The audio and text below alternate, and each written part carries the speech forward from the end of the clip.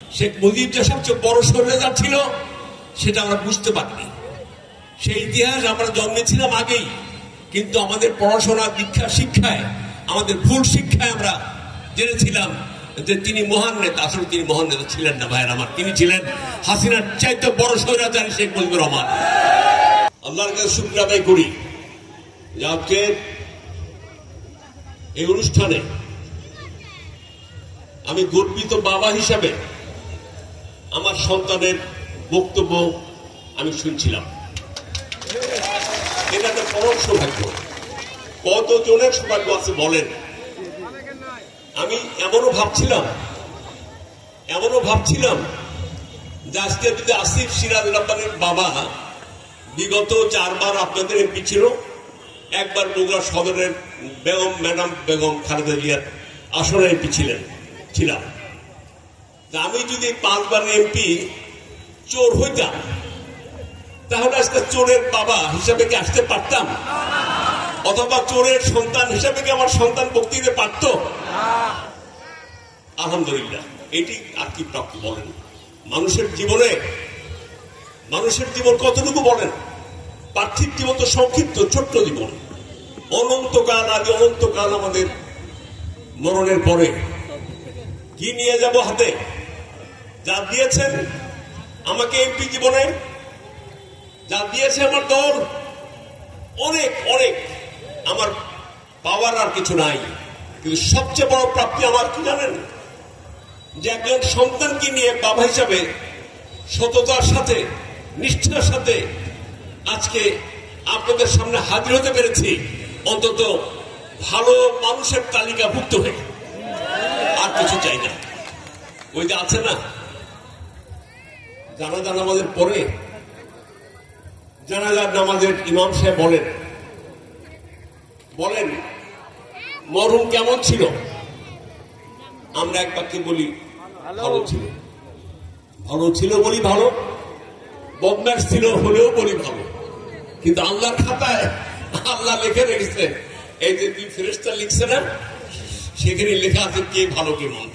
কিন্তু বলতে হয় জানাজা নামাজে ভালো। সেই ভালো নয়, নিজের কর্মফল এবং কর্মগুণ এটি প্রমাণিত করে। ভাইরা আমার, এই দেশের আপনার 90 আন্দোলনে, এরশাদ বিরোধী আন্দোলনের জন্ম হলো, বিএনপির পুনর্জন্ম হলো কার হাতে? বেগম খালেদা জিয়ার হাতে। 71-এর সম্মুখ যোদ্ধা, বীর মুক্তিযোদ্ধা, স্বাধীনতার ঘোষক শহীদ প্রেসিডেন্ট, শহীদ রাষ্ট্রপতি রহমান সাহেবের যে দল, সেই দলের ঝান্ডা নিয়ে বেগম জিয়া হাজির হয়ে গেলেন 91 তো আমাদের আসবার কথা ছিল না। সরকার গঠনের কোন সম্ভাবনাই ছিল না। আল্লাহর হুকুমে দল, আপনাদের প্রাণের দল, জিয়া রহমানের দল, সেই দল ক্ষমতায় এলো, প্রধানমন্ত্রী হলেন বেগম খালেদা জিয়া। সেই সুবাদে আমি হলাম সেই প্রতিরোধের আপনাদের প্রতিনিধি। আজকে বলতে চাই, সেই হলো শুরু। 91 এসে কয়জন ছিলাম আমরা বলেন? কয়জন ছিলাম? এই ধরুন 2-4 জন নেতা কর্মী নিয়ে শুরু করলাম। তারপরেই চৌকিবাড়ি সহ, গোপালনগর, আপনার কি বল মথুরাপুর সহ, দক্ষিণ রোড সব জায়গা থেকে আমার বাবার কিছু অনুসারী, তারপরে আপনার ধানের শীষের একটা শক্তি, এই সব শক্তি মিলে কানের গোড়া দিয়ে ফেরদৌস মুগলের মতো বাঘা ক্যান্ডিডেটকে আপনার পরাজিত করে আপনারা গোলাম মোহাম্মদ সিরাজকে পাশ করান। এই তো কোন শুরু। তারপর আসেন অনেক পরে, এবার শেষের দিকে চলে আসি হলো যে ষড়যন্ত্রের মধ্যে আমাদের নেতা শহীদ রাষ্ট্রপতি রহমান সাহেবকে হত্যা করলো। তারপর আমি সময় কম, ইতিহাস যদি টেনে নেই সময় নামাজে আজান হয়ে যাবে। আসেন তারপর পরবর্তীতে স্বৈরাচারের খপ্পরে পড়লাম হচ্ছে আমরা, হাসিনার খপ্পরে, আওয়ামী লীগ খপ্পরে। তার বাবার খপ্পরও ছিল, বুঝিনি আমরা, বুঝতে পারিনি। শেখ মুজিব যে সবচেয়ে বড় স্বৈরাচার ছিল সেটা আমরা বুঝতে পারিনি। সেই ইতিহাস আমরা জন্মেছিলাম আগেই, কিন্তু আমাদের পড়াশোনা দীক্ষা শিক্ষায়, আমাদের ভুল শিক্ষায় আমরা জেনেছিলাম যে তিনি মহান নেতা। আসলে তিনি মহান নেতা ছিলেন না ভাইয়ের আমার, তিনি ছিলেন হাসিনার চাইতে বড় স্বৈরাচারী শেখ মুজিবুর রহমান। ভাইয়ের আমার, শেখ হাসিনা আজকে পরাজিত, পলায়ন করেছে, পালিয়ে গেছে। দেশ যেখানে যে কোনদিন পালায়নি, তিনি দেশ ছেড়ে দেশের মানুষকে ছেড়ে কোনদিন পালায়নি। হাসিনা বড় গলায় করেছিল, হাসিনা পালায় না, পালিয়ে গেছে। নিজেদের আওয়ামী লীগের সমস্ত গ্রামগঞ্জের মাঠে ঘাটের নেতা কর্মীদের ফেলে নিজের পরিবার নিয়ে পালিয়ে চলে গেছে। আহা, কত বড় নেত্রী! শুধু পালিয়ে গেছে, লক্ষ লক্ষ কোটি টাকা নিয়ে পালিয়ে গেছে। তার সমস্ত একসাথে পালিয়েছে, তার সমস্ত এমপিদের নিয়ে পালিয়েছে, লুটপাট করে নিয়ে পালিয়েছে। 16টি বছর বিএনপি আন্দোলন করেছে, সমস্ত ইসলামী দল আন্দোলন করেছে, আওয়ামী লীগের বিরুদ্ধে বাম ডান সকল মিলে আমরা আন্দোলন করেছি, আমরা জিতেছি। জুলাই আগস্ট অভ্যুত্থান আমরা জিতেছি। ফাইনাল খেলা খেলেছে আমাদের এই ছাত্র জনতারা। আজকে সাইদ মুগ্ধ জীবন দিয়ে গেছে, ওদের জীবনের বিনিময়ে আজকে আমরা মুক্ত, ওদের জীবন রক্তের বিনিময়ে আজকে বেগম খালেদার মুক্ত, বেগম খালেদা আজকে সুস্থ। আজকে আমাদের লক্ষ লক্ষ নেতা কর্মীরা আজকে মুক্ত, আজকে জেল জুলুম থেকে বেঁচে গেছি আমরা। তার অবদানকে অস্বীকার করে তো নাই। আন্দোলন 16 বছর আমরা করেছি, কিন্তু ফাইনাল খেলাটা ওরা খেলেছে। আমি তাই ওই ছেলেদের সন্তানদের যাদের জন্য আজকে আমরা মুক্ত, ফ্যাসিস্টদের হাতে মুক্ত, কেউ বুঝতে পারি নাই হাসিনার এই স্বর্ণযুগ, হাসিনার স্বর্ণযুগ থেকে আমরা কোনদিন মুক্তি পাবো। আমরা দেশবাসী ট্রমাটাইজড হয়ে গেছিলাম, আমরা কখন বিশ্বাস করতে পারি নাই যে হাসিনার হাতে মুক্তি পাবো। এরা ফেরাউন, এই ফেরাউন হাতে আমরা মুক্ত করেছে। আজকে তাই বলতে চাই, হাসিনা চলে গেল ভারতে, আসেন, তারপর তো দেখছেন সার্কাস। ডক্টর ইউনূস আন্দোলনের প্রেক্ষিতে ডক্টর ইউনূসের আগমন। ডক্টর ইউনূস, আমি মনে করি এই সময়ে ডক্টর ইউনূসও আল্লাহ প্রেরিত একজন মানুষ, যিনি পৃথিবী বিখ্যাত নোবেল জয়ী একজন গরিবের বন্ধু, তরুণের বন্ধু, সারা পৃথিবীর মানুষের বন্ধু ডক্টর ইউনূস যিনি এলেন। তার নেতৃত্বে চলছে সরকার, এবং আমরা তার সরকারের সমালোচনা করি, কিন্তু তার সমালোচনা করি না, তার সমালোচনা করি না, তার সমালোচনা সৎ সাহস কিংবা সেই আপনার সাধ্য আমাদের নেই। এবং তার সমালোচনা করলে, ব্যক্তি সমালোচনা করলে আল্লাহ নারাজ হবে। কাজেই তার সম্মান রেখে বলি যে এই যে ছেলেরা যারা বলছিলাম, এই ছেলেরা শহীদ হয়েছে। ফুলকুল্লো কথা জানেন, এই ছেলেরা রাজনৈতিক দল করতে গেল, দরকার ছিল না, প্রয়োজন ছিল দরকার। আমরাই তো ওদের লোক, ওই ছাত্র জনতার পার্টি তো ধানের শীষ, ওই মুগ্ধ সাইদ অথবা হাসনাত আব্দুল্লাহ সাদ্দিক, ওদেরই দল আমরা। ধানের শীষ জনগণের দল, ওরাও জনগণের মানুষ, ওরাও অভ্যুত্থান চেয়েছিল, আমরা অভ্যুত্থান চেয়েছিলাম। কাজেই একই গোল, আমরা জিতেছি একসাথে, যুদ্ধ করেছি 16 বছর একসাথে, ফাইনাল খেলেছে হাসনাত আব্দুল্লাহরা, সাদ্দিকরা, নাইমরা, শহীদ হয়েছে মুগ্ধ, শহীদ হয়ে সাইদ সবার অনেকে। কাজেই ওদের আত্মার মাগফিরাত কামনা করে আমি খুব আল্লাহর কাছে সবিনয়, আল্লাহর কাছে আমি প্রার্থনা করি, আল্লাহর কাছে যে আল্লাহ বেহেশতবাসী করো, এবং ওদের রক্তের যে জন্য যে আজকের এই নতুন স্বাধীনতা, সেটা সম্পূর্ণ করা। আমাদেরকে ঐক্য দাও, সময় ইসলামী পার্টি আমাদের ঐক্য দাও। আজকে আমরা দেখেন, আমরা রাজনীতির মাঠে, আজকে বিএনপি জামাত সহ ডান বাম আমরা রাজনীতির মাঠে আছি। আমরা কিন্তু একটা শর্তে এক, আমরা সবাই বিএনপি জামাত ডান বাম সমস্ত দল, এক আওয়ামী লীগ, জাতীয় পার্টি এবং 14 দলীয় যে সমর্থক গোষ্ঠী, ফ্যাসিস্ট গোষ্ঠী, সমর্থক গোষ্ঠী ছাড়া সবাই আমরা এক, সবাই আমরা হাসিনা বিরোধী, আওয়ামী লীগ বিরোধী এবং ইন্ডিয়ার মোদী বিরোধী। আজকে দেখেন, ওয়াকফা মুসলমানদের একটা ইসলামিক সম্পত্তি, এবং ইসলামিক আইন অনুযায়ী ওয়াকফা মুসলমানদের অধিকার এবং এখানে সামাজিক এবং ইসলামিক বিভিন্ন সমাজ সেবা করে থাকে ওয়াকফা। এই ওয়াকফার সংসদে করে মুসলমানের প্রতিনিধিদেরকে আউট করে দিয়ে ভারতের সাম্প্রদায়িক সরকার সেটা দখল করেছে। ভাইরা আমার, আমাদের মুসলিম কৃষ্টিকে ধ্বংস করে দিয়েছে। তারা ইসলামী সমস্ত প্রতিষ্ঠানের হাত চড়িয়েছে, তারা মুসলমানদের উপর নিপীড়ন করছে। একই সাথে ডাবল স্ট্যান্ডার্ড কথা বলে মোদী। কি বলে মোদী আর মোদীর সরকার?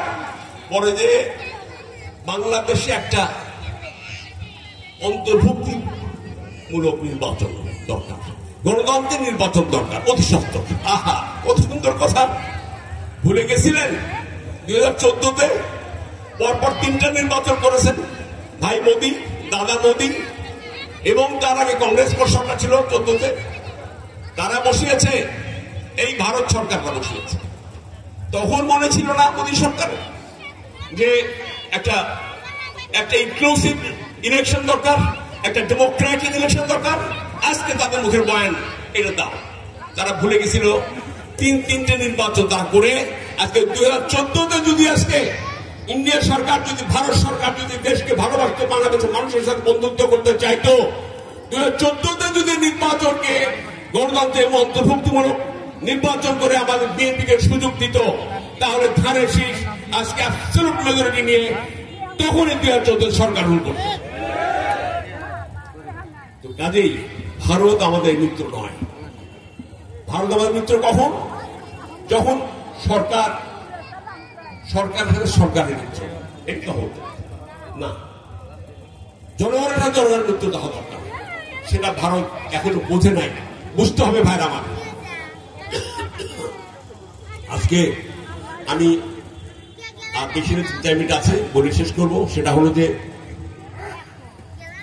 আগামীতে ইলেকশন। আমার বক্তব্যের আগে আসিফ তার বক্তব্যে বলেছে নির্বাচনের কথা। নির্বাচন তো হবেই। মানুষ 16 বছর পরপর 3-4 বার ইলেকশন ভোট দিতে পারেনি। 2008-এও তো ইলেকশন ঠিক মতো হয়নি। কাজে একটা অপূর্ণতা রয়ে গেছে মানুষের মধ্যে, ক্ষোভ রয়ে গেছে মানুষের মধ্যে। সেই ক্ষোভের পরিসমাপ্তি হবে আপনাদের ভোটের মাধ্যমে ভাইরা আমার। সেই ভোট আমরা চাই, বিএনপি ভোট চায়, বিএনপি সরকার চায় না, এটা একটা অপবাদ। যারা বলে যে বিএনপি সরকার চায় না, সংস্কার চায় না, নির্বাচন চায় না, ভুল। আমাদের মধ্যে হয়তোবা কোনো নেতার বক্তব্যের বিস্মৃতি হয়ে যেতে পারে, কিন্তু মূল আমাদের পার্টির যে ডিরেকশন, তারেক রহমান সাহেবের যে মেসেজ, আমাদের মহাসচিবের মেসেজ, আমাদের স্ট্যান্ডিং কমিটির যারা তাদের মেসেজ, সেটা হলো যে আমরা সংস্কার চাই এবং নির্বাচন চাই। তবে সেটা যতটুকু প্রয়োজন ততটুকু সংস্কার চাই, যৌক্তিক সংস্কার চাই। এবং সংস্কার প্রয়োজন, আমি ব্যক্তি বিশ্বাস করি সংস্কার প্রয়োজন।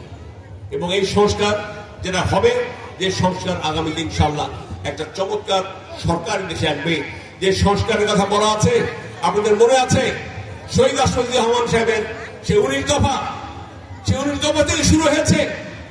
19 দফার পরে আমাদের নেত্রী বেগম খালেদা জিয়া ভিশন 2030 একটা 19 দিনের একটা দফা, এবং ভিশন 2030 সেকেন্ড টাইম দিলেন হচ্ছে আমাদের নেত্রী বেগম খালেদা জিয়া। তারপর আমাদের নেতা তারেক রহমান সাহেব 2023-এর জুলাই সম্ভবত তিনি দিলেন হচ্ছে 27 দফা। তারপর আমাদের যুগপৎ আন্দোলন যারা করলো, আমাদের সাথে যে সমস্ত দল, জামাত ইসলাম সহ ডান বাম সমস্ত রাজনৈতিক দল, তারা মিলে আমরা 31 দফা তৈরি করলাম। এই 31 দফা হচ্ছে আমাদের সর্বদিকে সবার দফা, শুধু বিএনপি নয়, যুগপৎ আন্দোলনকারী আমাদের যে সাথে যারা ছিলেন রাজনৈতিক দল সবাই মিলে আমরা 31 দফা দিয়েছি। এই 31 দফার মধ্যে যা আছে, বর্তমান সরকার ডক্টর ইউনূস সরকার যে সংস্কার নিয়ে তিনি প্রচেষ্টা করছেন দেশের মঙ্গলের জন্য, ভারতের জন্য, সেই সরকারের সাথে আমি মনে করি আমরা দেখেছি তাতে 80% উপর আমাদের মিল আছে। 20% যে অমিল আছে সেটা ঠিক হয়ে যাবে। কারণ গোল একটাই, ডক্টর ইউনূস, প্রফেসর ইউনূস একজন দেশপ্রেমিক, দেশকে ভালোবাসেন, মানুষকে ভালোবাসেন। উনি যে ধারা সৃষ্টি করে দিয়ে যাচ্ছেন, ভৌগোলিক, ইন্টারন্যাশনাল বলেন, ন্যাশনাল বলেন, এই ধারা মানুষের ভালোবাসার ধারা, বাংলাদেশকে বাঁচাবার ধারা, এবং এই ধারাই বিএনপির ধারা। এই ধারাই আমাদের ধারা হবে, যা নিয়ে আমাদের এই বাংলাদেশকে আমরা আমাদের ৩ দফার প্রতিফলন এবং ডক্টর ইউনূসের সংস্কার প্রতিফলন একই।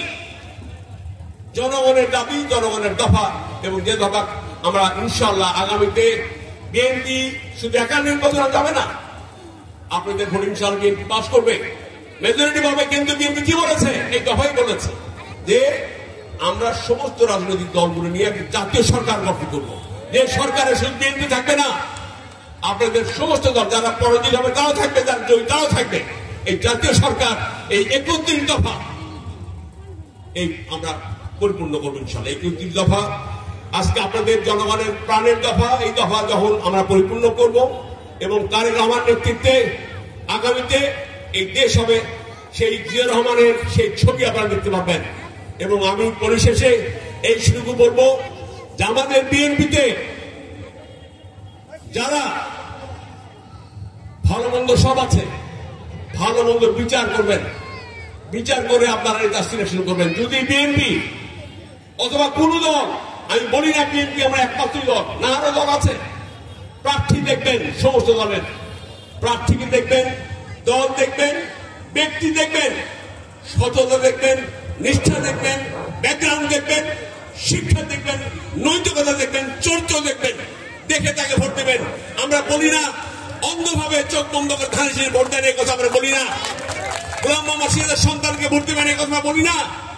আর যদি আমার দল আসিফ রহমানের চাইতে অনেক ভালো ক্যান্ডিডেট আমরা পাই, যে দল বা যে ক্যান্ডিডেট ধানের শীষ দেবে সে ভালো হলে নিঃসন্দেহে আপনাদের সাথে আমিও ধানের শীষে ভোট দেবো, সেই প্রত্যেক প্রতীকে।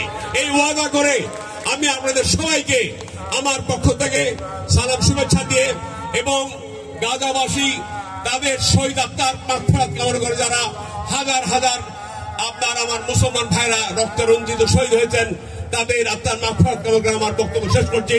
আল্লাহ হাফেজ। বাংলাদেশ জিন্দাবাদ, শহীদ আমার বেগম খালেদা জিন্দাবাদ, তারেক রহমান জিন্দাবাদ, বিএনপি জিন্দাবাদ।